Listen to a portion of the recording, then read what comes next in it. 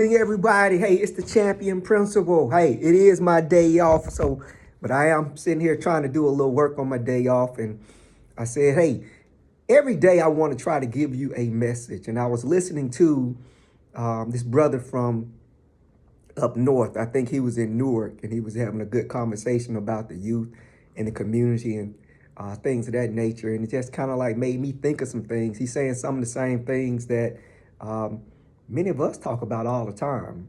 Some of the same issues they're having. We're seeing some of the same issues in our city. In most places I've ever lived, you have a group of individuals who are struggling.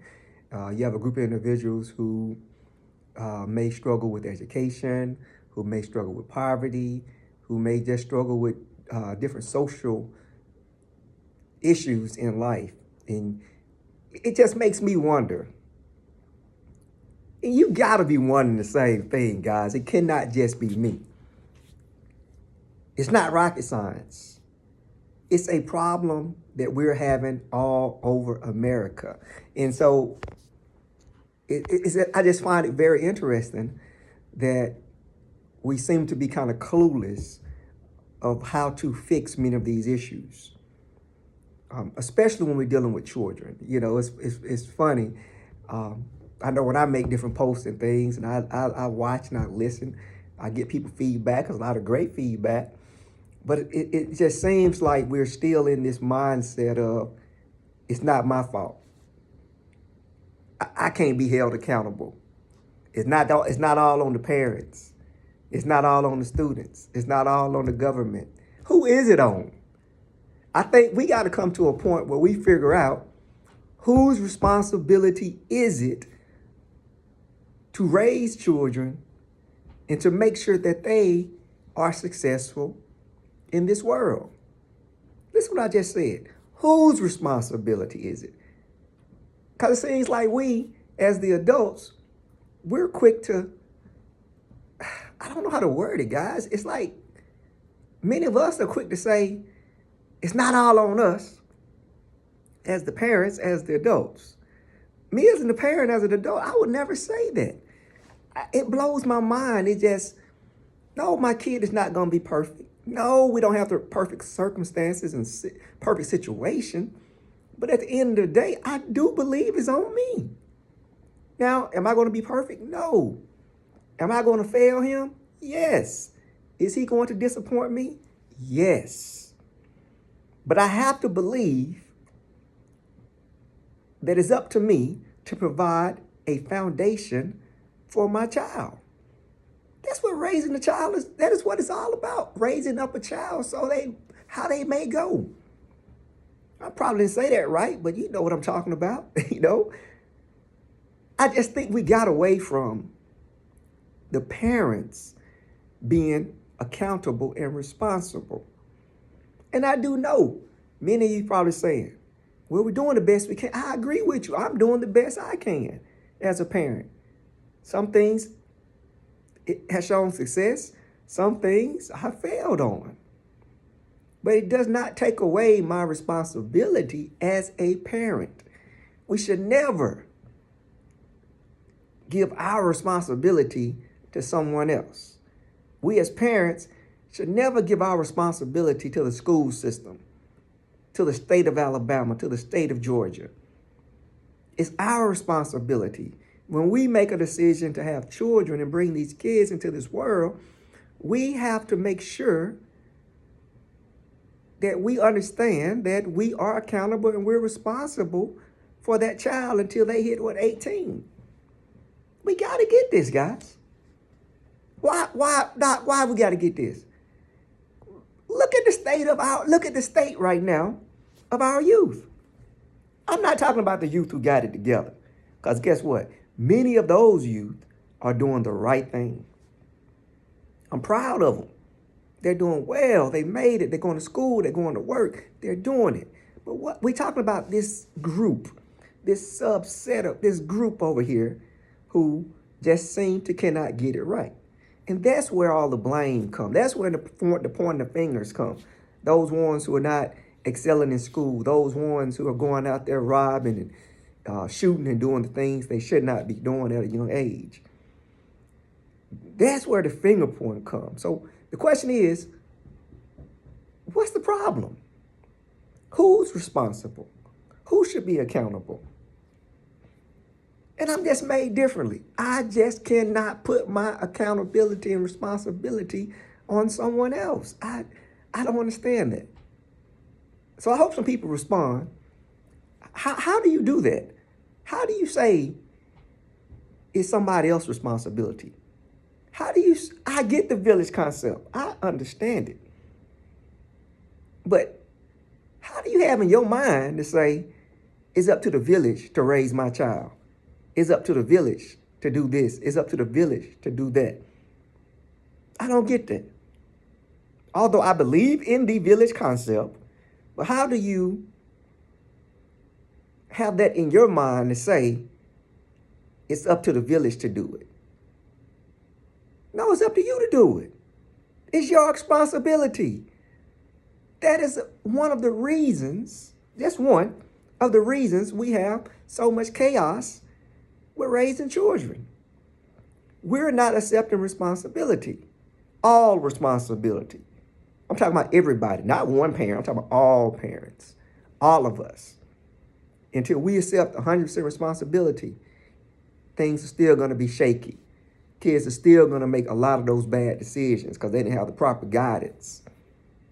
I get it. Some who have proper guidance still going to make bad decisions. I made bad decisions as a kid. I made bad decisions as a young adult. I still make bad decisions to this day.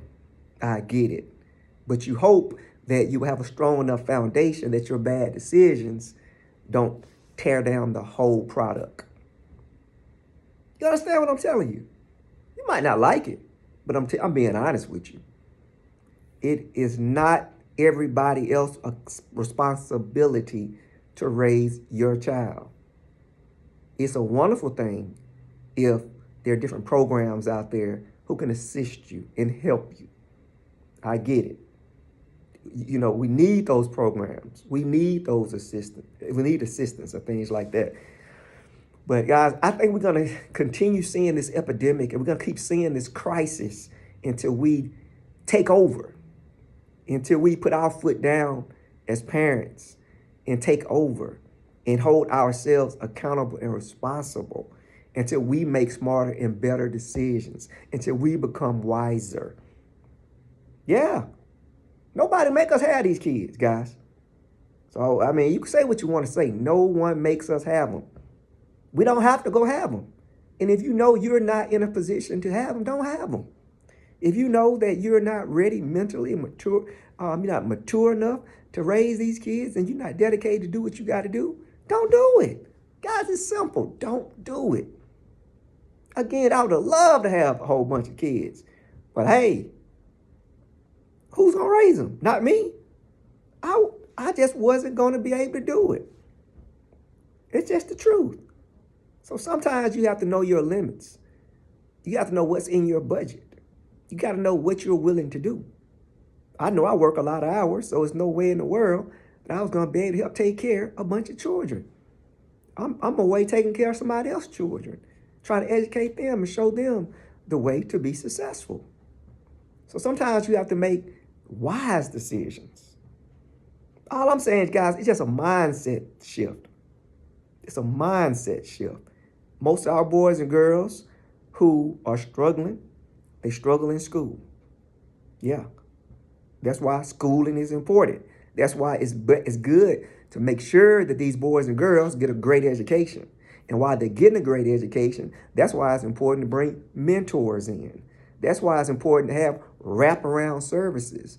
That's why it's important to have the counselors, the social workers, and the other different mental health programs. All of those programs are needed. And that's how we assist our parents in this. That's how parents and the school system, the government work together. It's too late once the kids go out there and rob or shoot someone. It's too late. We have to take the help that's given and support the people who are trying to help us, not fight them. That's what we see a lot of times. A lot of times it's a fight, whether it's with the school systems or whether with the government. Sometimes help is being provided, Let's be honest, keep it real. Do we agree with everything? Do we accept the help? A lot of times, no. It's just like with discipline. Some people okay with the discipline that's received from the school system. Some people fight it. How you gonna fight the discipline? Your child did something wrong. I've never once fought anything that my son, he was held accountable for something at school. Whether he didn't turn in his work, whether he got an altercation, whether he was running down the hall, and the principal said something about it, it is what it is. It is what it is. It's not for me to be going up there fighting something. Yeah, I'm an advocate for him, most definitely. But I know my son. I know my son do not make all the right decisions. His dad didn't make all the right decisions. He has to be held accountable. And that's what we have to teach our boys and girls at a young age, to be responsible, to be accountable, and to understand there are consequences for your behavior. But a lot of times we as parents, we don't support that. We're not doing it at home, then you don't want them to do it at the school. Or then you don't want them to do it with the government. When it's done, when they go to prison. Oh, now you got to walk in the line. Now you got to eat at 6 a.m. and eat again at 6 and eat again at 6. Now you got to wear a certain type of clothes. But, so it's all good then. You could have did that on the outside. You could have did that here.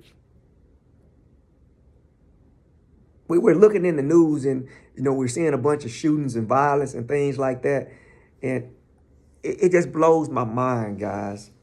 Did you not know?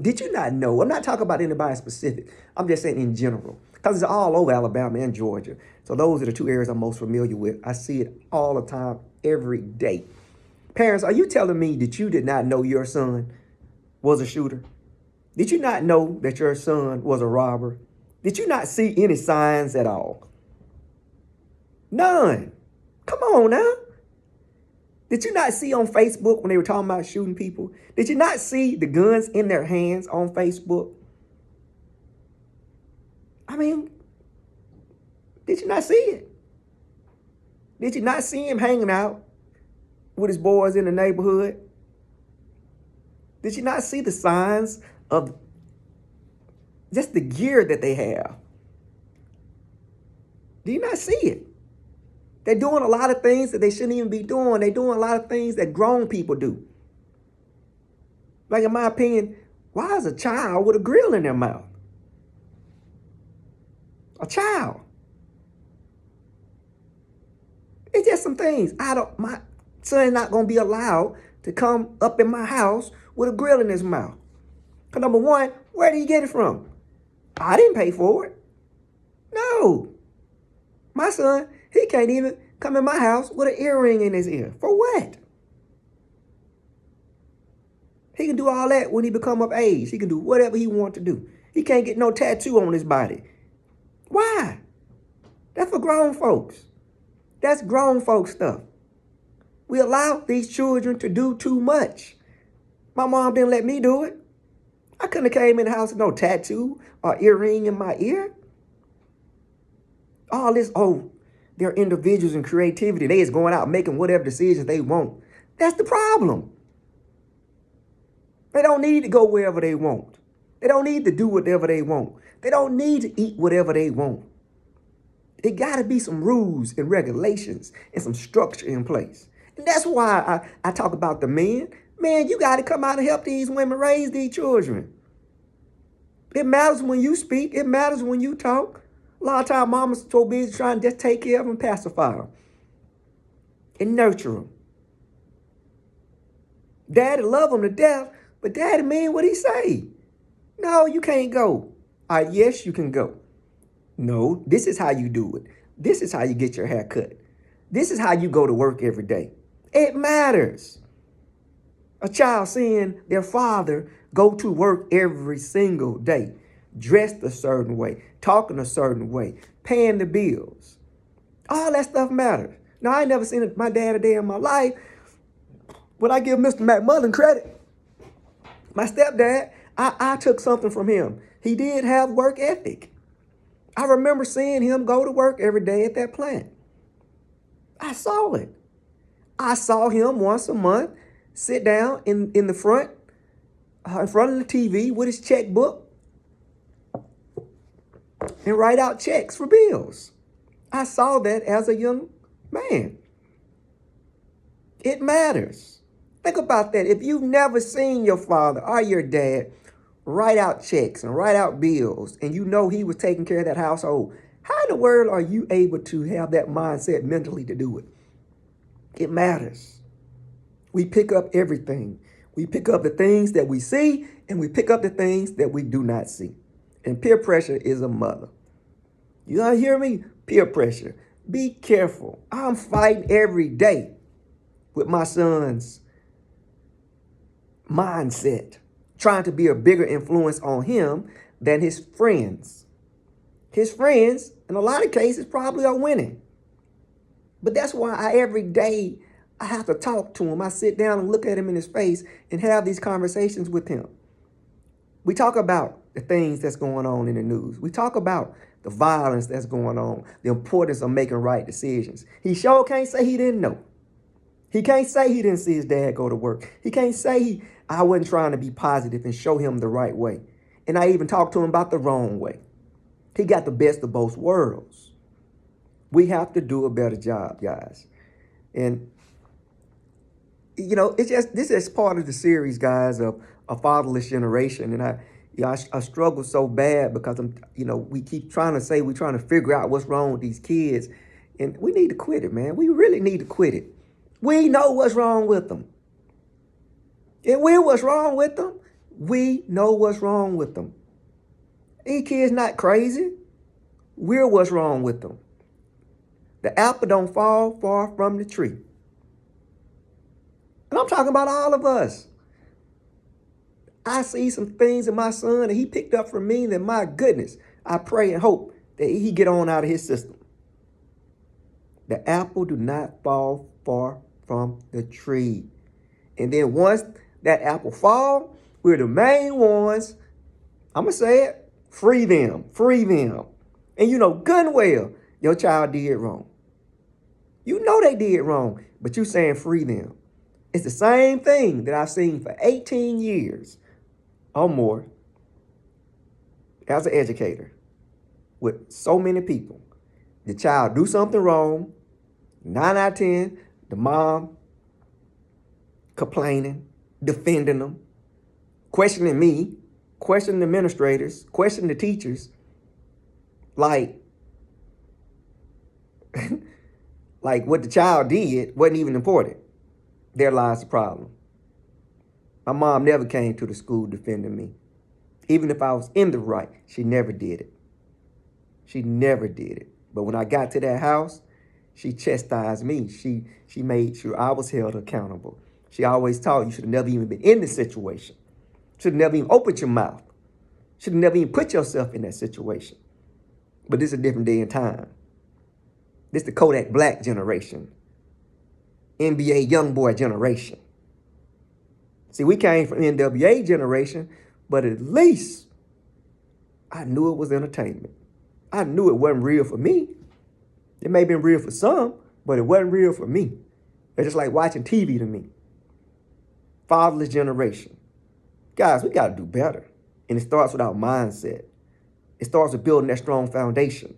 You can keep on blaming the world, keep on blaming the situation, and keep on getting the same results. Or you can take responsibility for your household, for your seeds that you brought into this world. We are accountable. You are accountable. What are you going to do? We're going to go the next 10 years crying and praying and saying the same thing? Prayer, great. I love prayer. Guess what? We're still having the same problems we've been praying for a long time. Prayer without works? Nah. Put some works in. Let's save these kids. Step up to the plate. Be responsible. Change your mindset. Thank you for listening. Have a great day.